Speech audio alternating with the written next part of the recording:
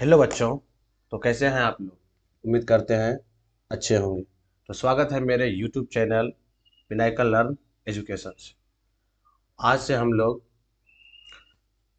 2026 Bihar board exam का preparation journey शुरू करने जा रहे हैं इंग्लिश और हिंदी के साथ। आज से हम लोग एक सीरीज चलाने वाले हैं प्रीवियस ईयर क्वेश्चन, यानी पिछले 8 साल से आए हुए क्वेश्चन का हम लोग प्रैक्टिस करने जा रहे हैं इंग्लिश ग्रामर का। आज हम लोगों ने जो टॉपिक चुना है उस टॉपिक का नाम है verb, tense, subject, verb, agreement. इससे आपके एग्जाम में आर्ट्स और साइंस दोनों स्ट्रीम मिलाकर 26 से 27 क्वेश्चन पूछे जाते हैं। 2024 में 26 से 27 क्वेश्चन आए हुए हैं। आज उन्हीं क्वेश्चन का हम लोग प्रैक्टिस करने जा रहे हैं।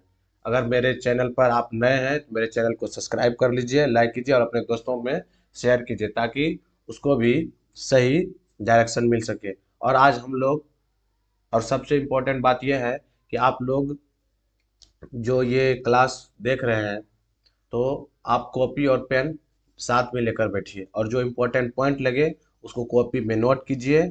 और साथ में जो हम नए नए ट्रिक यानी कि क्वेश्चन पकड़ने का तरीका हम लोग बताएंगे, आपको जो बताएंगे वो आप लोगों को अपने कॉपी में नोट करना है। तो शुरुआत करते हैं हम लोग फर्स्ट क्वेश्चन से। आज का फर्स्ट क्वेश्चन है हम लोगों का, चलिए शुरू करते हैं। Find out the things. Find out मतलब होता है पता लगाना। फाइंड फाइंड आउट मतलब होता है पता लगाना, लगाना।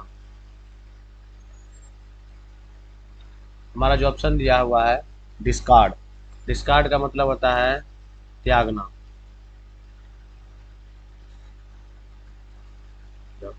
त्यागना, त्यागना। अब यहाँ होता है find out the dash things, पुरानी चीज़ों का पता लगाना। तो यहाँ पर फर्स्ट ऑफ ऑल तो हम बता देते हैं कि V4 का कब इस्तेमाल करते हैं, जब इसके साथ कोई हेल्पिंग वर्ब हो। कोई हेल्पिंग वर्ब हो जैसे में इज हो, एम हो, आर हो, वाज हो, वेयर हो, ये सब हो, तब हम V4 का इस्तेमाल करते हैं। तो ऑप्शन बी, यहाँ पर आपको ऑप्शन में कहीं भी नहीं दिख रहा है, ना तो क्वेश्चन में नहीं ऑप्शन में, तो ऑप्शन बी खत्म।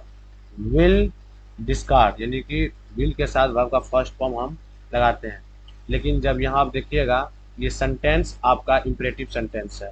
इम्परेटिव सेंटेंस की शुरुआत अक्सर मेन वर्ब से होती है। मेन वर्ब से यदि सेंटेंस की शुरुआत हो रही है तो समझिए वो इम्परेटिव सेंटेंस है। तो इम्परेटिव सेंटेंस का structure, imperative sentence, imperative sentence, imperative sentence का जो स्ट्रक्चर होता है वो मेन वर्ब प्लस ऑब्जेक्ट होता है।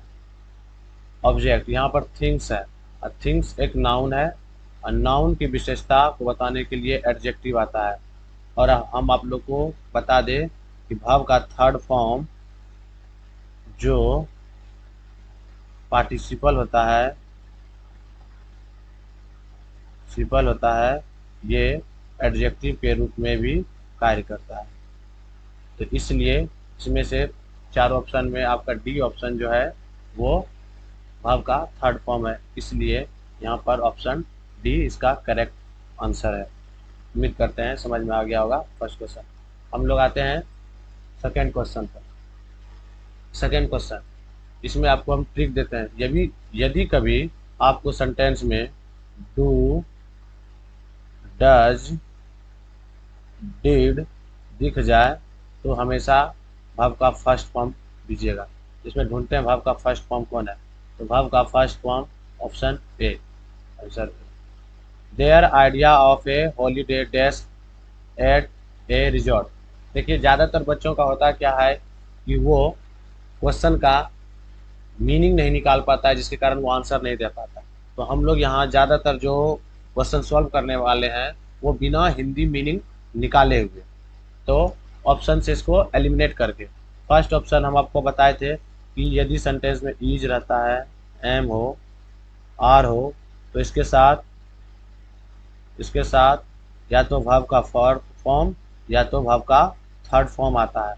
तो यहाँ पर देखिए ना तो फोर्थ फॉर्म है और ना ही थर्ड फॉर्म है, तो ये ऑप्शन गलत हो गया। ऑप्शन बी हो सकता है, ऑप्शन सी भी हो सकता है।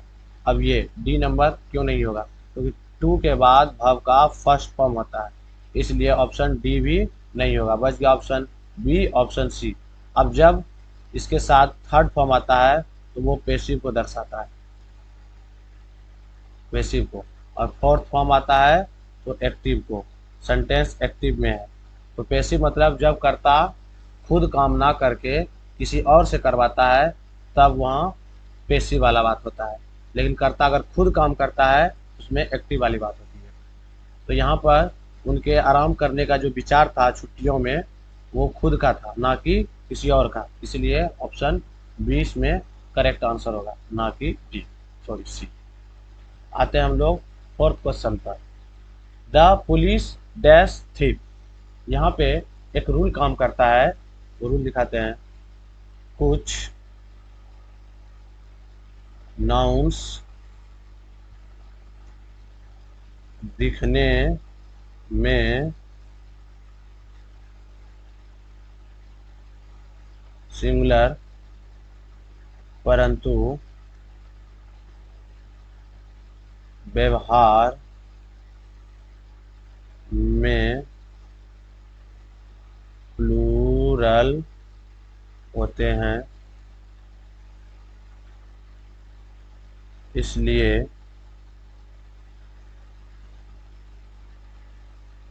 वर्ब भी प्लूरल लेते हैं।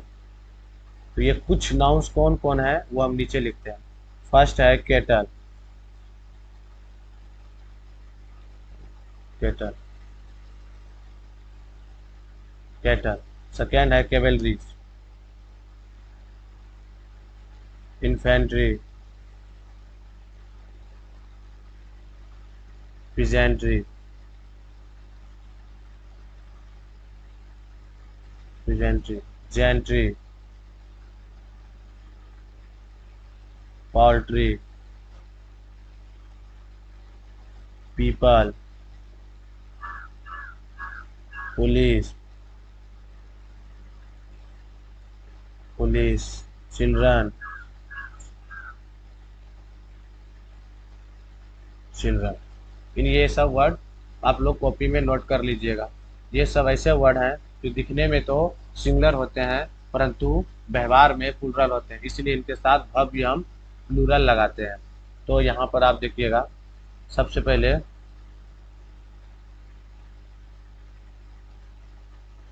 ऑप्शन डी, ऑप्शन डी में देखिएगा कि ये हैज है, और हैज, हैव, हैव के बाद हमेशा थर्ड फॉर्म आता है, थर्ड फॉर्म। यहाँ पे तो फर्स्ट फॉर्म दे दिया, तो ऑप्शन डी गलत। अरेस्टिंग, अभी आपको हम बता का है कि अरेस्टिंग है यानी कि फोर्थ फॉर्म है, जिसके साथ कोई ना कोई हेल्पिंग वर्ब होना चाहिए, is, M, are, was, were होना चाहिए, ऑप्शन सी भी गलत। Arrested, V two, V two होने के लिए सेंटेंस को पास्ट होना होता है, लेकिन यहाँ पर सेंटेंस पास्ट में नहीं दिया गया है बल्कि प्रेजेंट में। इसका आंसर भी नहीं, गलत दिया हुआ है, तो आंसर क्या होगा इसमें, ए होगा, ना कि अरेस्टेड होगा। चलिए हम आते हैं, उम्मीद करते हैं ये रूल आपको समझ में आ गया है। ये रूल बहुत पूछा जाता है। अब आते हैं question number 5। Question number Parveen अभी तुरंत सिखा का है आप लोगों पर। आप देखिएगा डू, डज, डिड आपको अगर सेंटेंस में दिख जाए तो वर्ब का फर्स्ट फॉर्म लेना है, तो वर्ब का फर्स्ट फॉर्म एग्री।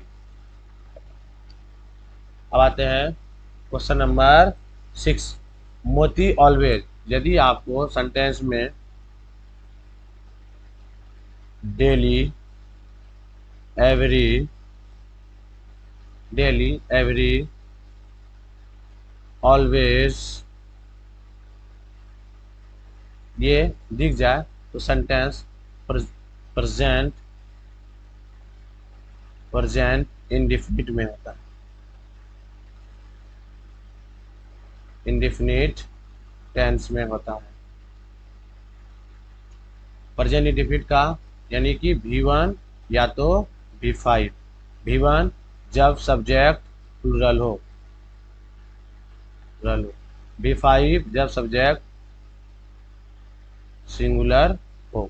तो याद रखिएगा। तो यहाँ पर देखिए मोती, मोती आपका एक व्यक्ति है इसीलिए वह सिंगुलर होगा। तो V5 में लास्ट में एस होता है। तो देखिए इसमें अर्थ है लास्ट में बी। आंसर 6 नंबर का आंसर बी होगा। आते हैं क्वेश्चन नंबर 7 पर।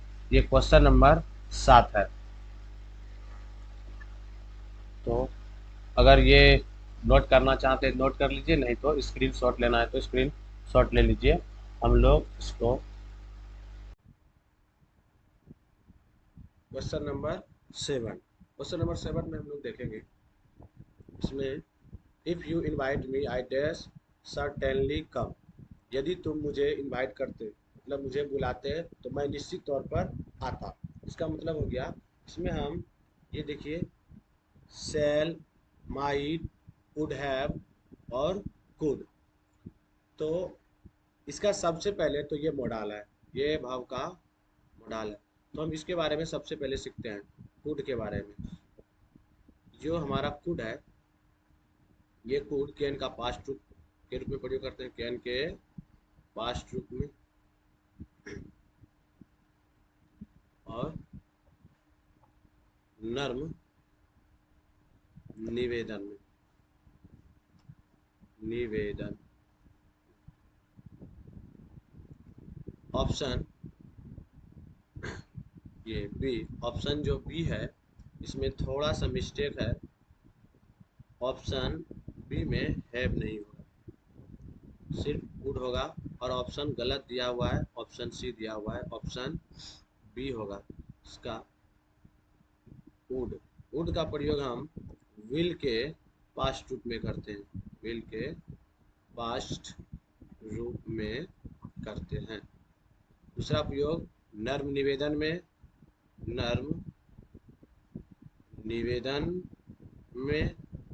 थर्ड उपयोग इसका हम करते हैं वरीयता व्यक्त करने में, वरीयता व्यक्त करने में। उसके बाद इसका फोर्थ उपयोग देखें तो वुड का फोर्थ उपयोग शर्त बताने के लिए भी करते हैं, शर्त वाले वाक्य में भी करते हैं।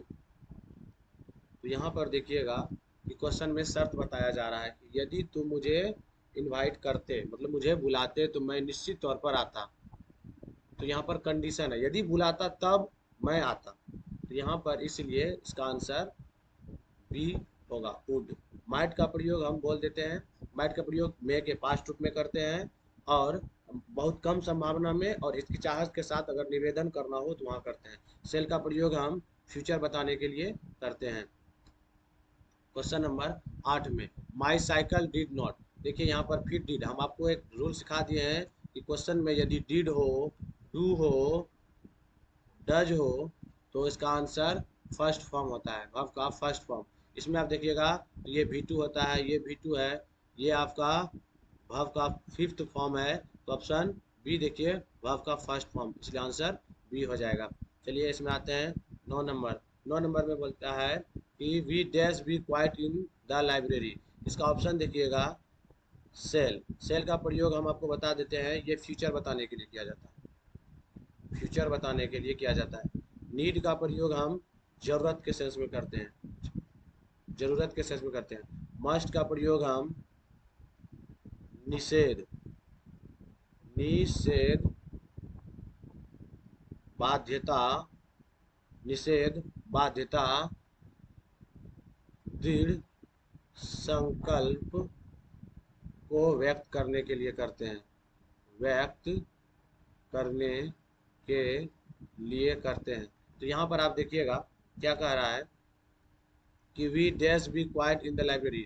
हमें लाइब्रेरी में शांत रहना चाहिए। आपको क्या कर रहा है, ये बाध्य कर रहा है, यानी कि जो बाध्यता कौन व्यक्त करता है, मस्ट। इसकी इसलिए इसका आंसर मस्ट होगा। और वांट होता है विल प्लस नोट को जब मिक्स करते हैं तो वांट बनता है, और विल भी फ्यूचर को बताता है।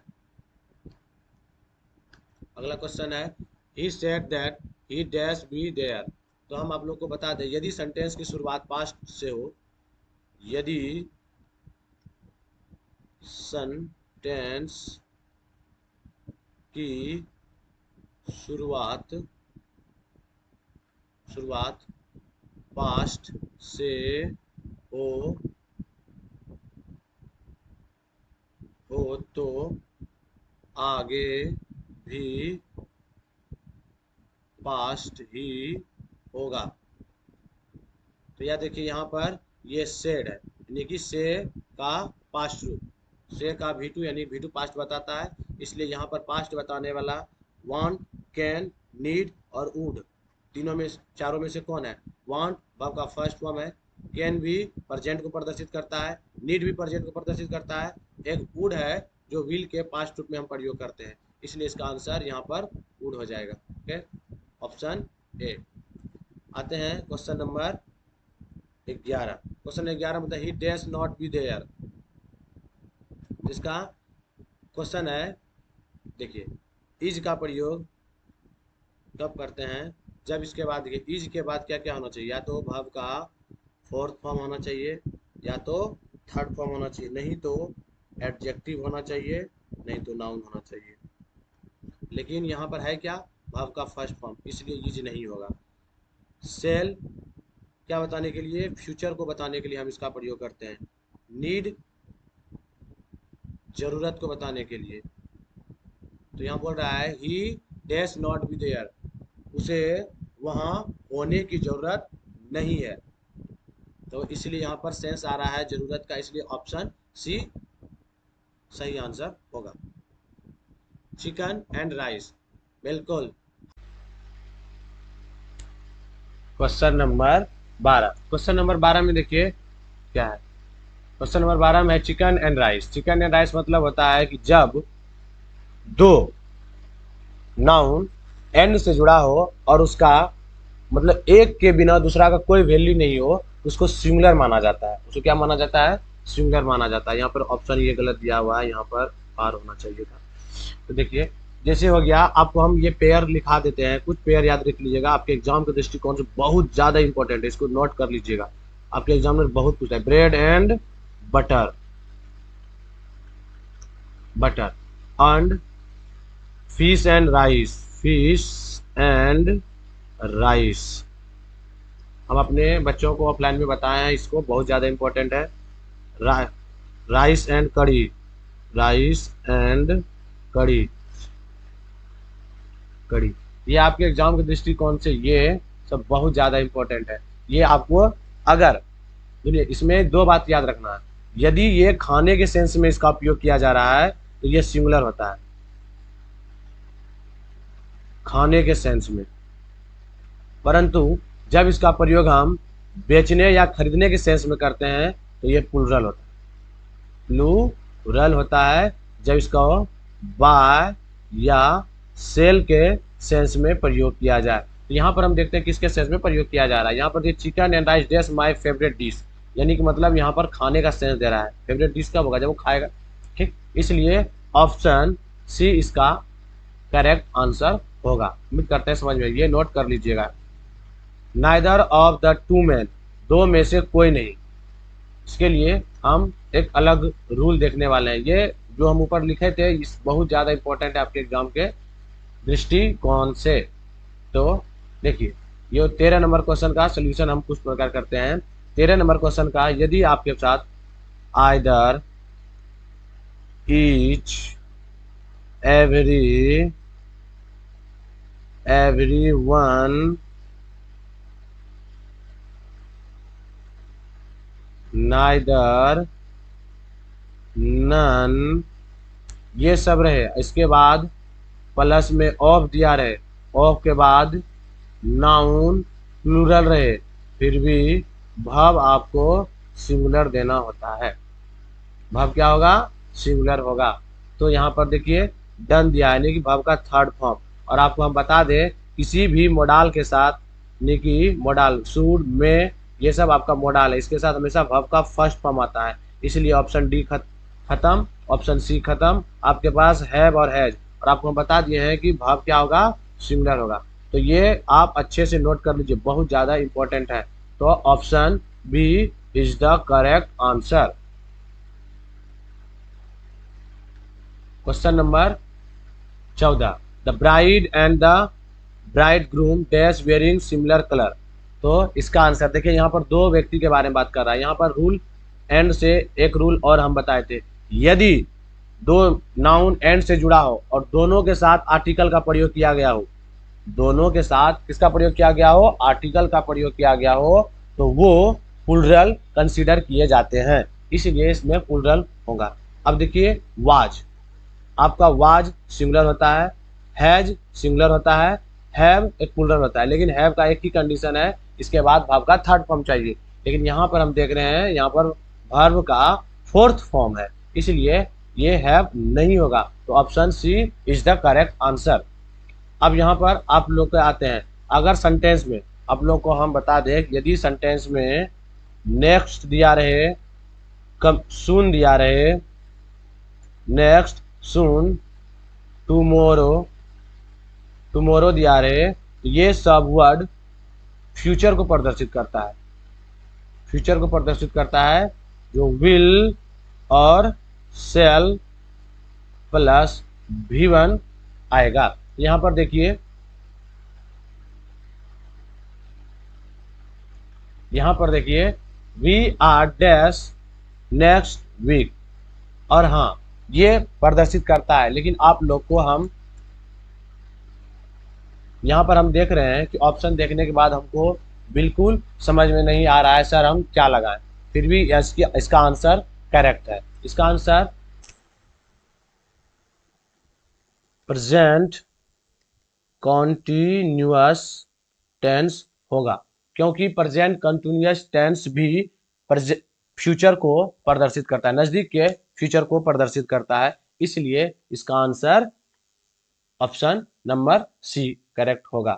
यहाँ पर देखिए नेक्स्ट, सून, टुमारो, याद रखिएगा फ्यूचर को प्रदर्शित करता है, फ्यूचर को तो विल या सेल प्लस V1 तो प्रदर्शित करता है, साथ में प्रेजेंट कंटिन्यूअस टेंस भी अनऑफिशियल, अगर कोई कार्य अनऑफिशियल या फिर अनऑफिशियल इवेंट नजदीक के फ्यूचर में होने वाला हो, तो उसको हम प्रेजेंट कंटिन्यूअस टेंस से भी प्रदर्शित कर सकते हैं, इसलिए इसका आंसर क्या हो जाएगा, ऑप्शन सी नंबर। यहाँ पर आर दिया है, इसके साथ आपका थर्ड फॉर्म। अगर ये रूल नहीं था, आपको पता था, फिर भी आपका ये फर्स्ट फॉर्म तो होता नहीं, आर के बाद विल हैव मूवी तो कभी दे नहीं सकते, तो ऑप्शन ए और बी मतलब इस पे मतलब का ऑप्शन था। अब था ऑप्शन डी, ऑप्शन सी। अब हम आर के बाद क्या लगाए थे, इज एम आर के बाद या तो थर्ड फॉर्म लगा सकते हैं या तो फोर्थ फॉर्म लगा सकते हैं, लेकिन थर्ड फॉर्म कब, जब सेंटेंस पैसिव हो, और थर्ड फॉर्म कब, जब सेंटेंस क्या हो, एक्टिव हो। तो याद रखिए यहाँ पर we are dash next week, तो हम लोग मूविंग कर रहे हैं, यहाँ जा रहे हैं, खुद जा रहे हैं, ना कि किसी और के द्वारा भेजा जा रहा है, इसीलिए यहाँ पर सेंटेंस सी होता। तो हम दो तरीका बता दिए इसको सॉल्व करने का, पहला तो ये रूल याद रखना है, और दूसरा तरीका आप ऑप्शन से इसको एलिमिनेट कर सकते हैं। क्वेश्चन नंबर 16 आते हैं, you dash tell my brother about my result. अब इसको किसी चीज के लिए मना किया जा रहा है, अब हम मना करने के लिए क्या इस्तेमाल कर सकते हैं, अभी बताइए। अब जस्ट हम ऊपर पढ़ा क्या है मस्ट के बारे में, ये मस्ट आपके निषेध को बताता है, निषेध, कोई चीज को मना। You tell my brother about my result, बोलता है you must not tell my brother about my result, मतलब तुम्हें नहीं बोलना चाहिए अपना रिजल्ट अपने भाई को, मतलब अपने रिजल्ट के बारे में अपने भाई को नहीं बोलना चाहिए, ये नहीं बताना चाहिए, इस तरह बताया जा रहा है, यानी कि उस चीज को मना कर रहा है। किसी चीज को आप मना करते हैं तो उसमें हम मस्ट का प्रयोग करते हैं, नीड का प्रयोग जहां जरूरत का सेंस हो, डेयर का प्रयोग जहां साहस का सेंस हो, जहां साहस का सेंस हो, वाज नॉट का तो यहाँ कोई बात ही नहीं बन रहा है, तो क्योंकि वाज नॉट के was is M R was where के बाद भाव का थर्ड फॉर्म आना चाहिए, यहाँ पर तो है ही नहीं, या तो फर्स्ट फॉर्म दिया, इसीलिए डी ऑप्शन गलत हो जाएगा। सुनीता डिक्लेयर